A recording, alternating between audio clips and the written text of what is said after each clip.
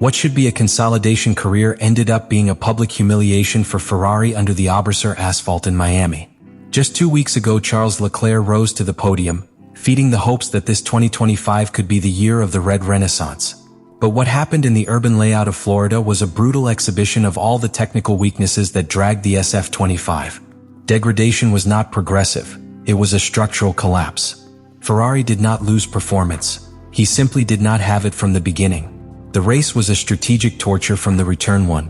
With stable weather conditions, without the unpredictability of rain or extreme temperatures as an excuse, the Italian car was exposed in its crudest version. The most alarming thing was not to see McLaren escape with a devastating career rhythm, but even Haas and Williams, equipment that operates with considerably lower engineering budgets and structures, were able to keep the pace in sectors where Ferrari simply had no answer. The root of the problem is in the car architecture itself.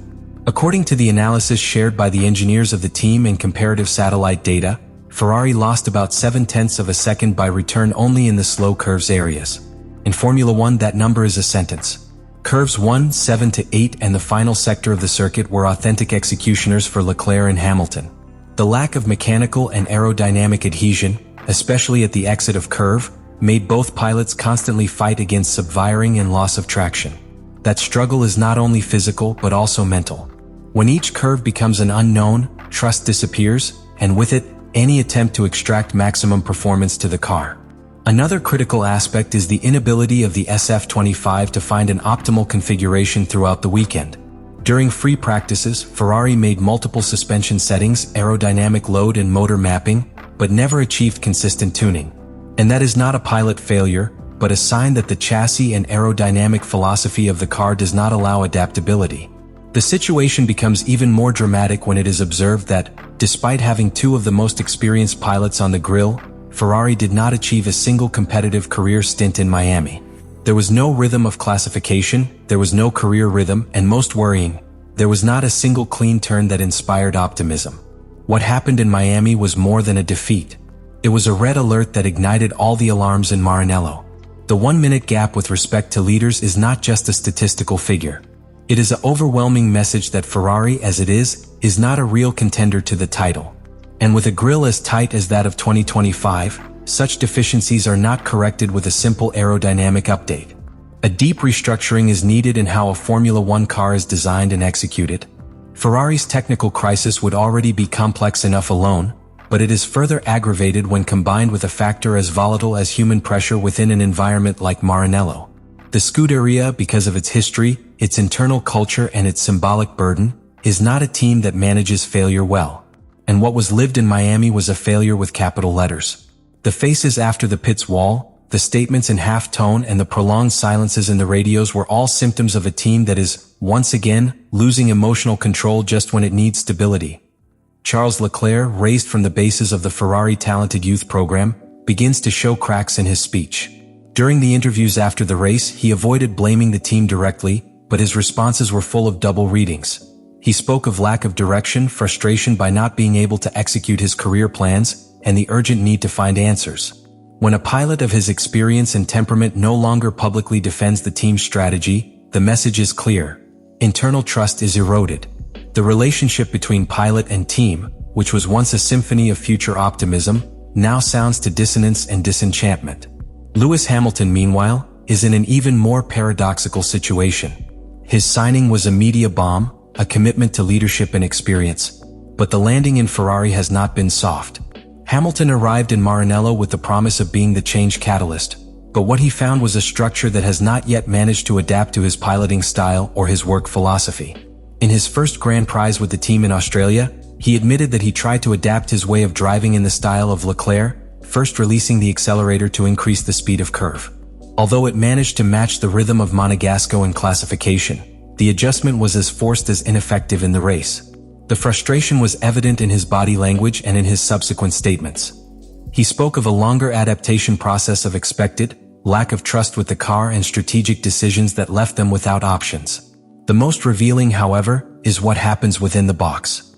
According to sources close to the team, engineers are divided as to the development directorate. Some defend continuity in the current aerodynamic philosophy, waiting for incremental improvements. Others, more radicals, already proposed to change the base architecture of the car, even if that means sacrificing half a year of competitiveness to build a solid base for 2026. This technical division is reflected in the pilots.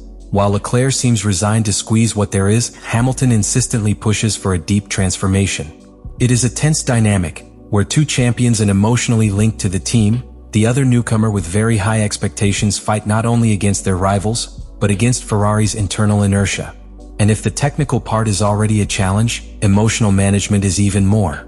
In Miami, the team seemed disoriented. Radio communications were less frequent and more cautious than usual, a sign that even the strategy wall preferred not to expose decisions that they knew would be ineffective. The morale of the mechanics in the paddock was low, the engineers avoided making statements, and the rumors began to circulate, from possible changes in the technical direction to a review of the roles within the team. All this configures a panorama that goes beyond sports. Ferrari is facing an identity crisis. He has elite pilots, considerable technical resources, and one of the largest budgets in the category. But he lacks internal cohesion, common strategic vision, and, above all, a culture of shared responsibility. Because in a team where each error generates suspicion and each decision is judged with magnifying glass, the fear of the failure replaces innovation. Miami was the turning point not only because of the results on the track, but for what he revealed about Ferrari's internal health. A team can have a slow car and still progress if everyone rows in the same direction. But when the technical and the human collapse at the same time, you enter a dangerous spiral that has already devoured entire generations of projects within Maranello. Amid the technical and emotional chaos that Ferrari is going through, the figure of McLaren stands as a reflection of everything the Italians would like to be at this time. Consistency, continuous progress, accurate technical decisions, and an almost perfect understanding among their engineers and pilots. The threat McLaren represents for Ferrari is no longer a future assumption, but a solid reality that manifested from the first Grand Prix of the 2025 season. And the most disturbing thing, it is a threat that does not seem to have a roof. The MCL-39, direct evolution of the 2024 Builders' Champion car, has not only inherited its strengths, but has polished its weaknesses. McLaren did not just refine the previous design. He reformulated it from an aggressive perspective, focused on expanding the operating window of the car and improving his behavior in slow curves, precisely where Ferrari is sinking. During the private shakedown in Silverstone, it was already sensed that the British car was special, but it was in Australia where this promise became certain. Lando Norris won the inaugural race with an overwhelming forcefulness, while Oscar Piastri showed himself as an ideal squire, maintaining the pressure to Red Bull and Mercedes. But the real blow came in Miami, where Ferrari expected a reaction after the initial downturn. Instead of approaching McLaren, the distance increased. The two orange cars ended almost a minute from the Ferrari, demonstrating that the gap was not only circumstantial, but structural. The most alarming thing was that McLaren did not even need an aggressive strategy or play with alternative tires. His performance was so dominant that they could control the rhythm of the race with slack, something that in modern Formula One only happens when you have the most complete car of the grid. McLaren's success is not only technical, it is also organizational.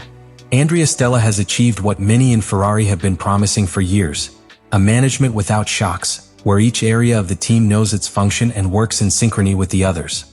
Will Joseph and Tom Stallard, the career engineers of Norris and Piastri respectively, have not only refined communication with their pilots, but have optimized the use of real-time data to improve track decisions.